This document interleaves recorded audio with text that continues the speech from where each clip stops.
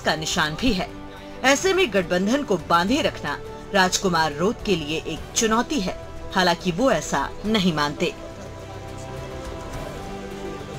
मेरे लिए कोई चुनौती नहीं है, जनता मेरे साथ है। मेरे से ज्यादा कार्यकर्ता जनता एनडीए के तहत जो जुड़े हुए हैं, हमारे कांग्रेस के पदाधिकारी हैं, बीएपी के पदाधिकारी हैं, यहाँ पर जो भी क्षेत्रीय छोटी पार्टियां थी वो सारे लोग दिल से लगे हुए। ओरिजिनल कांग्रेसी लोग हमारे साथ आए हैं, कुछ डुप्लीकेट थे, इक्का दुक्का ही रहे, जो दिन में कांग्रेस कहते हैं रात को बीजेपी करते हैं, ऐसे लोग उनके साथ हैं।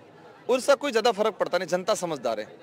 जनता चुन चुन के देखेगी चिन्ह और चुन चुन के घर पे बिठाएगी उनको। एक ऐसा इतिहास बनाना चाह रहे हैं हम लोग कि ऐसे लीडर इस लेवल पे आने के बाद जिस तरह से उल्टे सीधे कमेंट करके भ्रष्टाचार करके पार्टियों में इधर उधर हो जाते हैं, तो हम लोग ये है कि मालवीय जी को हराना, ये बात तो है, लेकिन इससे बड़ा उद्देश्य ये है कि ऐसी हार दिखानी है ताकि आने वाले समय में किसी भी पार्टी का इस तरह का लीडर इस तरह की हरकतें नहीं करे।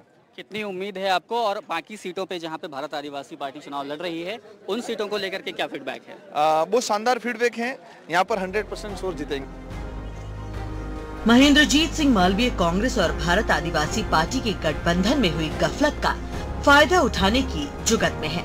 लंबे समय तक कांग्रेस में रहे मालवीय कार्यकर्ताओं को जानते हैं।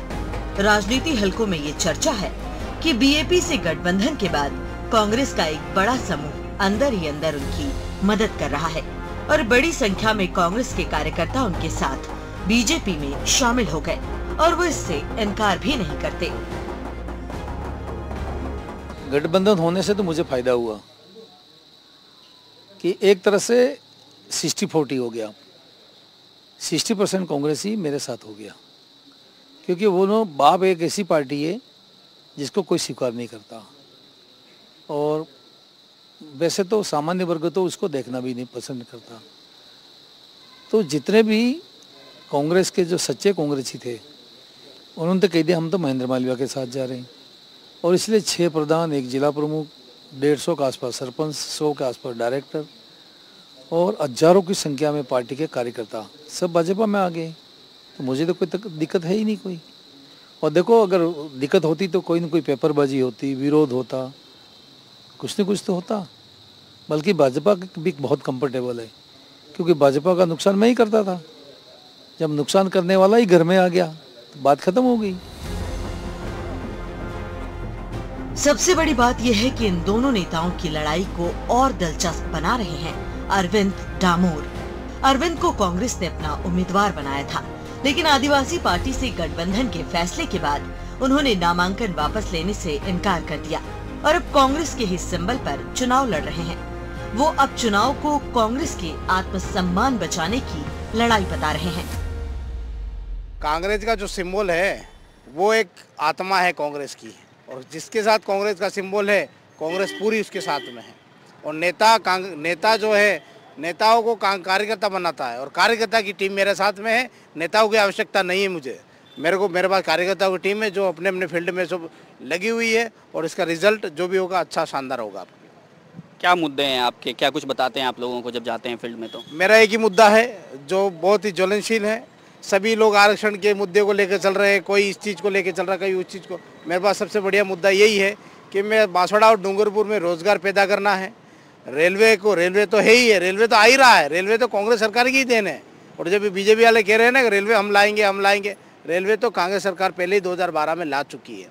मनमोहन सिंह जी और सोनिया गांधी जी ने इसका उद्घाटन कर चुकी है, और वो रेलवे का काम चालू ही है। रोजगार है हमारे सबसे बड़ा। उद्घाटन तो कहाँ ही हो पाया, शिलान्यास हुआ था बस। हो गया ना सब, हाँ शिलान्यास हुआ, लेकिन वो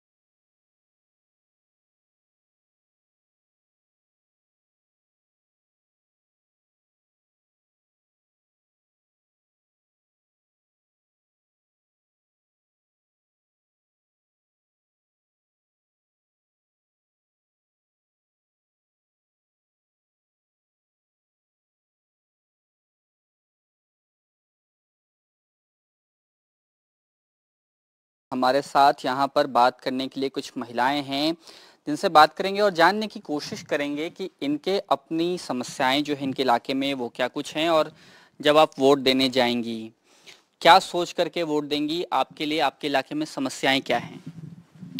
हमारे इलाके में एक तो रोड की समस्या है, बहुत दूर पैदल जाना पड़ता, फिर मेन रोड आता, 1-2 किलोमीटर चल के जाना पड़ता। एसटीसी कर रखी, बीएड कर रखी है, तो ये वाले भी अब इतनी पढ़ के भी फिर ये पलायन जाना पड़ता है, काम करने के लिए जाना पड़ता है।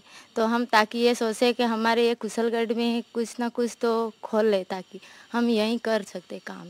अभी गांव में जाके देखो तो किसी के घर में बहुत सारे, कई 1-2 ही लोग रहे और बच्चे छोटे छोटे, बस वही सारे के सारे गुजरात गए हुए, लोग नहीं है घर अभी, क्योंकि अभी गर्मी का टाइम है, बारिश होती है तभी खेतीबाड़ी होती है, और अभी तो कुछ नहीं है, सूखा एरिया है बिल्कुल। तो सबके सब लोग काम पे गुजरात पे गए हुए, कोई भी घर नहीं है, किसी घर में तो ताला लगा के भी चले गए। क्या क्या समस्याएं हैं आपके इलाके की? सर एक तो देखो, फर्स्ट बात तो हमारे बिजली की कमी, दूसरी बात रोड भी सही ढंग से हमारे बने नहीं है। रोड बने हैं, बाकी वो मतलब साल भर 2 साल भर के लिए रहा और टूट गया। आज लोगों को बहुत परेशानी आ रही है। क्या क्या समस्याएं हैं आपके इलाके की? इलाके हेडपम्प नहीं लग रहे हैं, रोड की सड़कों की कमियां हैं, जो रोजगार गारंटी गई पता ही नहीं उनका भी कहाँ है, तालाब भी नहीं बन रहे हैं, ऐसी की समस्या पानी की है। हाँ, रोड है, हेडपम्प नहीं है, मकानों के नहीं है, नरेगा का पेमेंट है वो भी नरेगा का पता ही नहीं है। स्थानीय स्तर पर यहाँ बांसवाड़ा की क्या कुछ समस्याएं हैं? समस्याएं तो बहुत सारी है। सबसे बड़ी तो ट्रांसपोर्टेशन की, ट्रेन है नहीं, तो जो भी है प्रोडक्शन यूनिट वगैरह कुछ भी नहीं है यहाँ पे, और हर चीज़ महंगी मिलती है क्योंकि एक ही जरिया है, रोड बाय रोड ही सारा जो भी आवागमन है सामानों का वो होता है, तो वो सब महंगा ही है यहाँ पे। और दूसरा रोजगार का भी है, यहाँ रोजगार इतने हैं नहीं, तो लोगों को जाना पड़ता है बाहर, पलायन करना पड़ता है, कोई अहमदाबाद जा रहा है, कोई कहीं मजदूरी करने जा रहा है, लोग कुवैत जा रहे हैं, हमारे बांसवाड़ा डूंगरपुर से बहुत सारे लोग कुवैत जाते हैं, तो यहाँ समस्याएं तो बहुत सारी है। युवा हैं अपेक्षाकृत, आपको क्या लगता है स्थानीय स्तर पे वो कौन से मुद्दे हैं जो आपको प्रभावित करते हैं, कौन सी ऐसी समस्याएं हैं जिसको ध्यान में रख करके आप वोट करेंगे?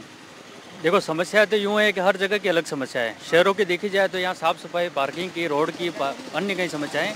गाँवों की देखी जाए तो रोज़गार की समस्या है, क्योंकि रोज़गार नहीं मिल रहा है, लोगों को वहाँ बाहर जाना पड़ता है। एक्चुअली क्या है कि यहाँ बांसवाड़ा के अदर आप देखे जाओ तो गाँव में बहुत सारी समस्या है। वहाँ रोज़गार के लिए जैसे अहमदाबाद जाना पड़ता है, बॉम्बे जाना पड़ता है, वो रोज़गार का इशू है। दूसरा, अगर डेवलपमेंट का देखा जाए तो यहाँ ट्रेन की काफ़ी समय से मांग चल रही है, जो अभी तक पूरी नहीं हुई है।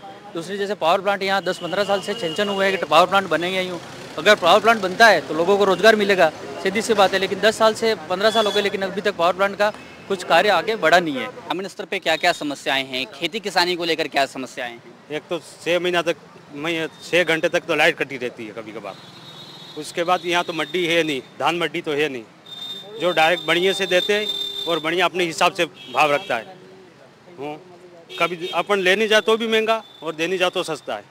उसके बाद ये खाद आता है जैसे गवर्नमेंट से, उसका क्या कि कभी लैंप्स वाले लाते हैं, 1-2 ट्रेन ले आते, उसके बाद बेच देते, उसके बाद लाते नहीं, और लाते कोई मेन डीलर उनको दे देते, और वो बेच जो 270 या 80 रुपये में मिलता है कट्टा खाद का, उसको डायरेक्ट 400 रुपये भी लगाते, 500 भी लगाते, ऐसा भी करते। और डीएपी का 1300-1400 रुपये का, वो 1600, 1700, 1800 भी लगा देते।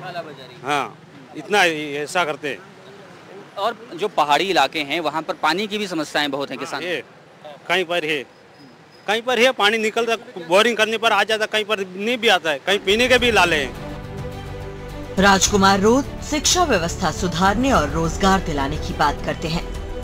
हम लोग इस क्षेत्र के अंदर आने वाले समय में एजुकेशन जो सबसे बेस्ट, किसी भी एरिया, किसी भी कम्युनिटी, किसी भी व्यक्ति का डेवलप का पहला पहलू जो होता है एजुकेशन पे मैंने 84 में काम किया, और आने वाले समय में पूरे क्षेत्र में, जैसे कि मैडम साथ में है हमारे, उधर बामणी जी साथ में, सभी लीडर मिलके एजुकेशन के क्षेत्र में क्रांति लाएंगे।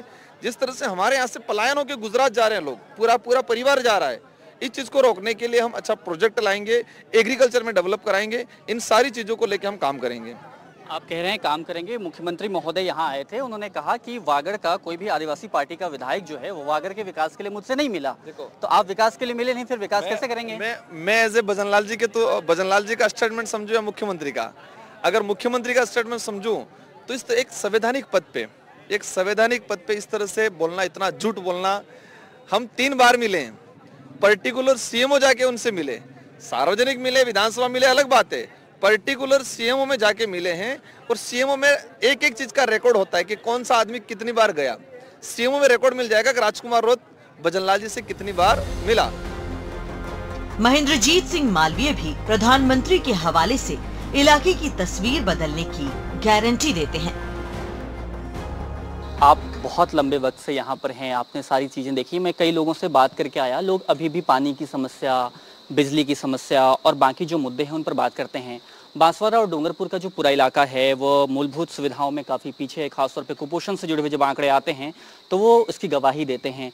क्या करेंगे सर, आपके पास क्या रोड मैप है अब? देखो, बांसवाड़ा जैसा जिला राजस्थान में गंगानगर और कोटा, इसके मुकाबले का ये जिला है। यहाँ पर न तो कुपोषण है, न कोई पानी की कमी है, न कोई खाने की कमी है। नहीं सर, कुपोषण तो है, उसके आंकड़े अभी तुरंत आए हैं सर पोषण ट्रैकर के। सरकार 25 किलो गेहूं मुफ्त में दे रही है, स्कूल में बच्चे पढ़ने जाओ तो दूध दे रही है, खाने का प्रबंध कर रही है। इसके बाद तो कोई करोड़पति भी आदमी है ना, उसके घर पे टीबी हो जाते, इसको कुपोषण कहेंगे? ये बीमारी है, होगा खाने पीने की कमी की वजह से या सरकार की कोई नेग्लिजेंसी की वजह से कुपोषण है, ऐसा नहीं। डूंगरपुर में दिक्कत है क्योंकि नॉन कमांड क्षेत्र है। तभी तो मैंने अभी स्पीच में कहा है कि कहीं से भी इन 3 विधानसभा क्षेत्र का हम पानी लेके जाएंगे। और क्या प्राथमिकताएं होंगी? आप तो मंचों से दावा कर रहे हैं कि भाजपा की सरकार बन रही है, 400 पार होने वाला है, नरेंद्र मोदी तीसरी बार प्रधानमंत्री बनेंगे। अगर सारी चीजें आपके अनुकूल होती हैं तो बांसवाड़ा डूंगरपुर की जनता को क्या कुछ मिलने वाला है? रेल लाएंगे, अभी प्रधानमंत्री जी ने जिक्र किया, मैंने बोला थोड़ी था या मैंने ज्ञापन थोड़ी दिया था। प्रधानमंत्री को सब चीज़ टिप्स हुए। मेरे मन में सड़क थी तो सड़क की बात करी, मेरे मन में पावर प्लांट था तो पावर प्लांट की बात करी, मेरे मन में उद्योग धंधे था तो उद्योग धंधे की बात की, रेल की बात थी तो रेल की बात करी। ये सब चीज़ प्रधानमंत्री जी के ध्यान में। उन्होंने यहाँ तक कह दिया कि मैं यहाँ का लोकल हूँ। बाकी जरा उपचुनाव की बात कर ली, इसके उम्मीदवार का नाम ले लिया, मेरा नाम ले लिया, ऐसा लगता है कि बांसवाड़ा के रहने वाले हैं। बांसवाड़ा डूंगरपुर का चुनाव कई मायनों में दिलचस्प होने वाला है। दोनों ही नेता अपने अपने वादों के जरिए जनता को साधने में जुटे हैं। अब देखने वाली बात ये होगी कि राजस्थान के इस रण में जनता किसका साथ देगी और किसके वादों पर भरोसा करेगी। दक्षिणी राजस्थान का यह इलाका जब भी खबरों में आता है, बुनियादी सुविधाओं की कमी की वजह से खबरों में आता है। शिक्षा, स्वास्थ्य, पलायन जैसे मुद्दे यहाँ गूंजते रहते हैं, लेकिन चुनाव के वक्त इनकी आहट कम सुनाई दे रही है। इनकी जगह पर आदिवासी अस्मिता, आत्मसम्मान और दबदबे की बात ज्यादा हो रही है। यूं कहें कि इस इलाके में पूरा चुनाव सिर्फ दिल्ली और संसद पहुंचने का नहीं, बल्कि आदिवासी वोट बैंक के सरदारी का भी चुनाव है। अब देखना है कि 4 तारीख को जब परिणाम आते हैं तो इलाके का असली सरदार कौन होता है। कैमरा सहयोगी जसराज के साथ बांसवाड़ा से सोमू आनंद, NDTV।